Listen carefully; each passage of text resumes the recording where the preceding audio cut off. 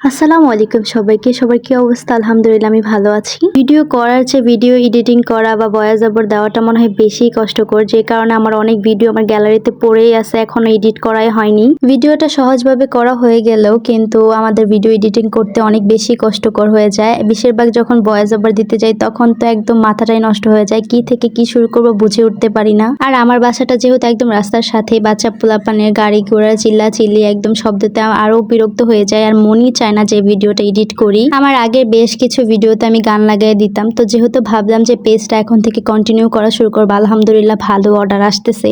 তো সেই ক্ষেত্রে ভাবলাম যে নিজের ভয়েসটা দেওয়ায় অনেক বেশি ভালো মনে করি। কপিরাইটেরও তো একটা বিষয় আছে। ইনশাআল্লাহ আল্লাহর রহমতে এখন থেকে আমি একদম রেগুলার হওয়ার চেষ্টা করবো পেজে এবং কাজে। এই কেকটা আমার কাছে একদম হুট করে অর্ডার আসে। ভ্যানিলা স্পঞ্জ কেক 1 পাউন্ডের ছিল। সবচেয়ে বেশি মজার বিষয় হলো এখন পর্যন্ত আমি যতগুলো কেক বানাইছি সবগুলো কেকই ভ্যানিলার ছিল। আর সবাই ভ্যানিলাটাই আমার কাছে অর্ডার করে। আর এত পরিমাণে ভ্যানিলা কেক বানানো হয়েছে যে কি আর বলবো। যাক আলহামদুলিল্লাহ অর্ডার যে আসতেছে এটাই অনেক বড় কথা। কি ফ্লেভারের কি অর্ডার করলো সেটা বড় কথা না। আমি তো প্রথম থেকে ভাবছিলাম যে আমার কাছে হয়তো বা কেউ অর্ডারই করবে না বা কিছুই হবে না এরকম, কিন্তু না, আলহামদুলিল্লাহ মোটামুটি ভালো অর্ডারই আসছে।